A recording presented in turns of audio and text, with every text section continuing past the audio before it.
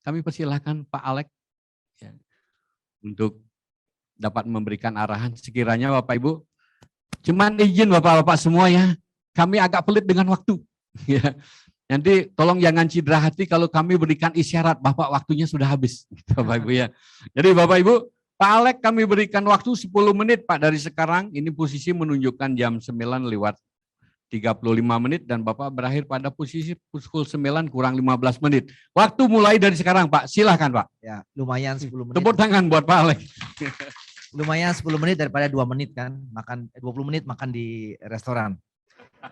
Oke, Bapak Ibu sekalian, saya menerima terlalu banyak kredit sebenarnya terhadap judicial review ini karena the man behind the scene itu adalah Pak Pribadi dan Pak Madesari. Ya, beliau yang menginisiasi dan mengorganize everything. Ya. But the real hero dari case ini adalah Bapak Viraguna Bagusoke. Ya. Saya mengikuti kesaksian beliau dan wow, ya rasanya tanpa Pak Viraguna kita mungkin chancesnya lebih sedikit Pak Madiswarja. So yang mungkin perlu diarak keliling kota adalah Oke, saya mau cerita sedikit mengenai Pak Madiswardi minta saya bicara. Saya bilang Pak, saya tidak punya andil banyak di sini. Ya, silakan Pak Pri dan Pak Madesari yang akan cerita. Tapi dia paksa saya, coba duduk aja walaupun 5 menit gitu kan. Let me share apa yang saya pikirkan bersama-sama di kantor Lestari, ya, mengenai situasi kita terhadap pandemi. Ya, ada satu waktu pandemi itu kemudian di announce oleh WHO 2020 Maret, ya, saya udah berhitung, Pak ini gimana nih? Pak Pri bilang sama saya, Pak ini pandemi Pak, WHO bilang, terus saya mulai berhitung, game changernya adalah vaksin. Waktu itu saya berhitung bahwa vaksin akan ditemukan sekitar 12 bulan, ya, 12 bulan atau 18 bulan, dan kemudian setelah 18 bulan berarti akan ada waktu sekitar 6 bulan untuk deployment vaksinnya. Ya. Jadi perkiraan kita pada waktu itu adalah Q1 2022, ya, karena sudah divaksin maka akan terjadi mulai pertumbuhan ekonomi Q1 2022. Ya, jadi tahun depan awal kuartal pertama. Ya. Yang terjadi adalah vaksinnya ditemukan lebih cepat. Ya, meleset saya karena kita pikir 18 tahun ternyata 18 bulan ternyata dalam waktu 12 bulan vaksinnya sudah diketemukan, tetapi problemnya adalah kemudian deployment yang terlambat, distribusi vaksinnya yang terlambat. Ya. Tetapi schedule-nya masih oke nih, ya, karena vaksinnya terlambat, tetapi vaksin lebih dulu, walaupun deployment-nya terlambat, kayaknya Q1 2022 masih kekejar. Ya. Jadi perhitungan kita begitu. Tapi kemudian terjadi yang second wave, yang bulan Juni tadi. So our guess pertama kali bahwa recovery ekonomi akan terjadi di bulan awal tahun 2022, first quarter, ya kan. Tetapi karena ada second wave, mungkin akan sedikit bergeser ke Q2 atau Q3 di 2022, ya. Mudah-mudahan tidak terjadi third wave, ya. Kalau wave 3 terjadi, ya, walaupun para ahli mengatakan bahwa nanti hasilnya dampaknya tidak akan seperti Juni kemarin, karena hampir semua orang sudah bisa divaksin. Ya, terima kasih atas kerjanya Pak Jokowi dan kawan-kawan ini luar biasa sekali Indonesia. Ya. Jadi kalau ada third wave, mungkin kita akan geser lagi, ya, mungkin sampai Q1 2023. Ya. Jadi itu time frame-nya, Bapak Ibu sekalian, Q1 2022 atau bisa mundur Q2 Q3 atau the latest Q1 2023. Ya. Kenapa saya ngomong angka time frame ini? Karena akan sangat bergantung nanti dari kemampuan kita untuk menyediakan modal, Bapak sekalian. Jadi penting sekali waktu ini Q1, tetapi angkanya dari Q1 2022 sampai Q1 2023 itu kayaknya nggak meleset deh, ya. Itu sudah counting, sudah memperhitungkan masalah third wave kalau ada. Jadi Bapak Ibu sekalian, kalau di 2020 kita gelap, kita tidak tahu, kita tidak bisa berhitung, ya. Di 2021 kita sudah bisa berhitung, ya. Oh, Q1 kira-kira begini, kurang lebih Q1 2023 kita sudah mulai recover. Itu satu poin saya yang pertama. Kedua, jenis recovernya, Bapak Ibu sekalian, akan terjadi. Saya kemarin berkesempatan menengok anak saya yang wisuda ke Amerika, ke United States, ya kan? Itu di Los Angeles, airport full. Di Boston full. Jadi saya dari Boston ke Los Angeles, balik lagi ke Boston, airportnya full, ya. Tempat makan full, mau makan ngantri, ya, 1 jam, full di mana-mana, ya. Jadi mereka sudah mulai berpergian tuh Pak, ya, dari sini, dari Boston ke Chicago ke Los Angeles, jadi sudah mulai berpergian dan tempat makan minum sudah mulai rame dan sangat rame, kecuali tempat-tempat turis. Ya, di Boston tuh ada namanya Quincy Market, ya, tempat turis. Di sana sepi.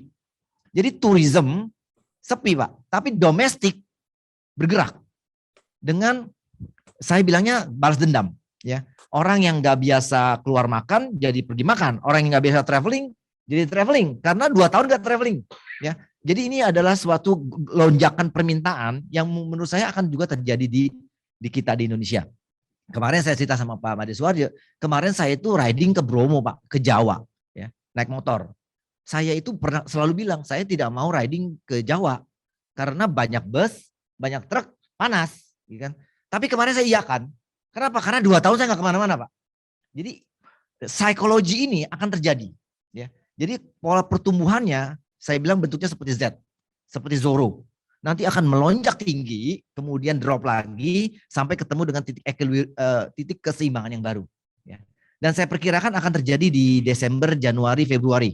Akan terjadi lonjakan permintaan dan kemudian akan turun lagi mendekati kondisi normalnya. Ya, kalau nggak ada third wave. Bentar Pak.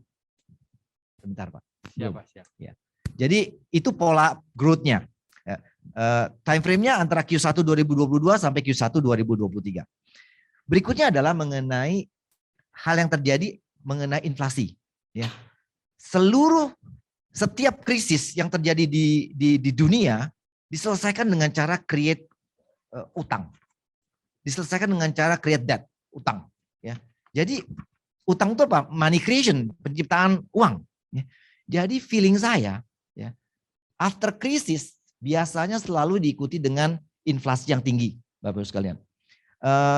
Energi sudah naik, batu bara sudah naik, batu bara sudah mencapai harga tertingginya. Kemarin saya baca lagi besi naik dan kemudian kapas juga naik. Ya. So this is inflation kicks in. Ya. Kenapa saya ngomong inflasi? Karena inflasi akan save us. Inflasi akan menolong kita. Kenapa? Kita balik ke perbankan. Problem di perbankan sekarang adalah NPL. Kenapa? Karena bisnisnya nggak jalan. Bukan salah dia juga, ya kan? Karena ada pandemi. Nah, the problem dengan bisnis yang nggak jalan akan ada NPL. Dan akan ada NPL ujungnya dia apa? Di IDA. Ya. Di IDA akan ada di bank-bank. Ya. Nah, kenapa saya bilang the inflations itu akan menolong kita? Karena kalau harganya sekarang terpuruk, setahun, 2 tahun, 3 tahun lagi, itu sudah akan berbeda harganya. Cuma time frame-nya saya nggak tahu kapan inflation kicks in-nya, mulai inflasinya. Ya. Jadi saya bilang, ekonomi akan mulai pulih, Q1 2022 sampai Q1 2023. So there is the light at the end of the tunnel. Ya. Kedua, kalau kita pegang IDA-nya sekarang, maka ada kemungkinan besar, maka nilai kredit yang kita berikan akan tercover karena ada inflasi di depan mata. Ya. Kuncinya adalah kita harus membeli waktu. Permainannya adalah buying time, Bapak-Ibu sekalian. Ya. Dan POJK-nya itu memberikan kita keleluasan untuk buying time. Karena restructuring-nya diperpanjang sampai 2022 ya. Sampai 2022. Nah, saya rasa OJK akan tetap fine tune ya. Kalau dirasa belum recover, dia akan perpanjang lagi restructuring-nya. Itu poin saya. Jadi the name of the game adalah beli waktu. Bapak Ibu sekalian sekarang harus memperhitungkan ya berapa IDA yang kita miliki, kemudian berapa cost-nya untuk handle IDA tadi. Ada teknik-tekniknya nanti ya kan. Mungkin dipertahankan di NPL supaya nggak ke IDA. Ya. Kalau nggak bisa ke NPL baru ke IDA. But poin saya adalah buying time. Buying time. Kenapa? Karena nanti harganya akan naik dan inflation akan menolong kita semua. Pak Made Suwardi, terima kasih. Sudah waktu? Baik Pak Alek, terima kasih. Waktunya tepat sekali. Kayaknya Bapak sudah berlatih menggunakan waktu pas Pak. Terima kasih Terima kasih Pak. Terima kasih Pak. Jadi dapat saya simpulkan Bapak-Bapak, Ibu semua, ini baru sedikit pembukaan daripada beliau. Kalau beliau ceritakan lebih panjang lagi, nanti kita cari waktu yang lebih panjang untuk kita bongkar strateginya Bank Lestari untuk kita bisa tumbuh sebagai Bank Lestari Bapak Ibu. Jadi untuk itu Bapak Ibu dapat kami simpulkan dari beliau itu menyangkut mengenai adanya pertumbuhan yang sekiranya nanti akan di akhir semester ini, kemudian turun lagi dan baru nanti akan menemukan jalan yang sudah stabil Bapak Ibu. Kemudian apa yang beliau sampaikan terakhir itu menjadi catatan buat kita bahwasannya mengenai AYDA dan BYAD itu ya, itu juga akan menjadi catatan buat kita karena itu juga harus dimunculkan progresnya di dalam kita menyusun RBB ini. Jadi ini juga sudah disampaikan oleh beliau tadi. Sebenarnya banyak cerita beliau lagi yang lain yang lebih menarik juga, tapi belum dikeluarkan pada saat ini Pak. Nanti kita akan cari waktu titip dengan Bapak Pengurus untuk mengagendakan ini semua, sehingga ini betul-betul bisa menjadi gambaran bagi kita dalam menyusun strategi-strategi membangun industri kita. Baik, terima kasih sekali Pak Alek telah memberikan gambaran seperti itu kepada kita semua. Semoga itu menjadi acuan kita ke depannya.